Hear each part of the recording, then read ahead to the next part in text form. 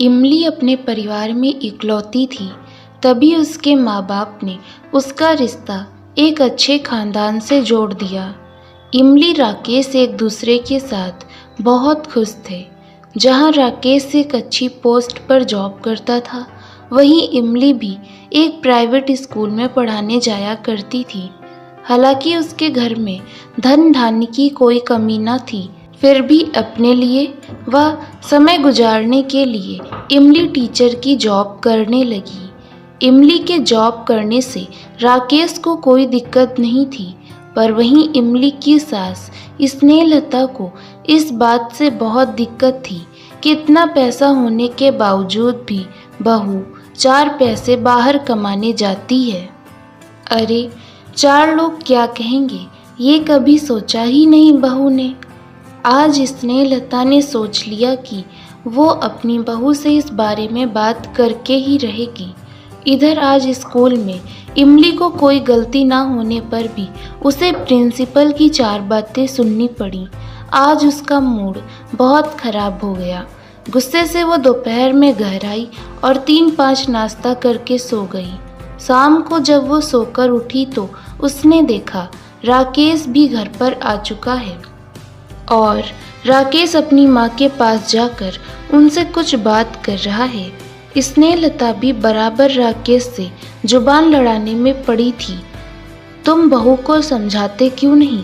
रोज रोज fashion करके purse लेकर school चली जाती है। आस पड़ोस के लोग जब उसे इस तरह देखते हैं तो वो हम पर थू थू करने लगते हैं, 4 बातें बनाते हैं। कितने बड़े रईस खानदान की बहू वो 2 टके की नौकरी कर रही है। ना बेटा, ऐसे नहीं चलेगा। तुझे बहू से आज बात करनी ही होगी। वो दोनों माँ बेटा बात कर ही रहे होते हैं कि तभी इमली भी जूस लेकर वहाँ आ गई।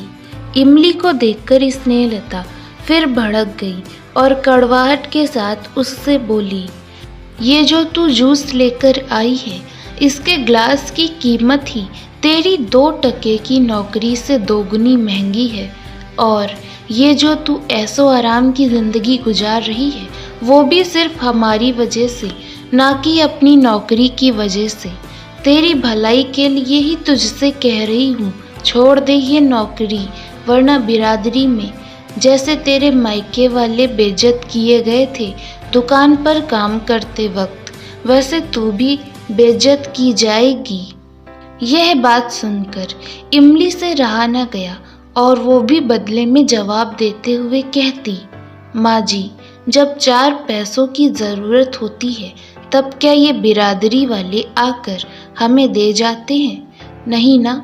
बचपन से जब से समझने वाली हुई तब से सुनती आ रही हूँ, ये काम न करना, फलाना ये कहेगा, वो काम न करना, ढिमाका ये कहेगा। रुक, कैसे चल रही है, जरा समाज देख कर चल। अरे अरे, कैसे कपड़े पहन लिए, अब समाज थू थू करेगा। 2 वक्त पेट पालने के लिए अगर कोई किसी दुकान पर, घर पर या अपना छोटा मोटा व्यापार शुरू कर दे, अरे रे रे रे, अब ये समाज बिरादरी वाले तो 4 बातें बनाएंगे, तुच्छ बातें करेंगे कि देखो घर में पैसा नहीं तो दुकान पर काम कर रही है। जब इन्हीं बिरादरी वालों से 4 पैसों की मदद मांगो तो अपने कदम झट से पीछे कर लेते हैं।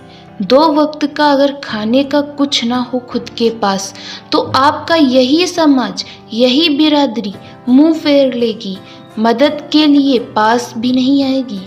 माँ जी, आज को आपके पास पैसा है तो आप उस पैसों के रौब पर समाज कर रही हैं। अगर भगवान ना करे आपके पास पैसा ना हो तो ये समाज आकर आपको पैसा नहीं देगा, तब हमारी मेहनत, हमारा काम करना ही काम आएगा। आज इमली के मन का गुबार फूट पड़ा। उसका गुस्सा शांत करने के लिए राकेश उसे चुपवाने लगा। तभी इमली कहती, राकेश, आज मत रोको, आज कह लेने दो। पहले 4 बातें नौकरी में सुनो, फिर घर आकर सास के ताने झेलो। ऐसी जिंदगी से तो अच्छा मर जाना ही बेहतर है। इतना कहकर इमली फूट फूट कर रो पड़ी। तभी आकाश उसे अपने सीने से लगा लेता और अपनी माँ की ओर देखकर उन्हें आगे कुछ न बोलने का इशारा किया।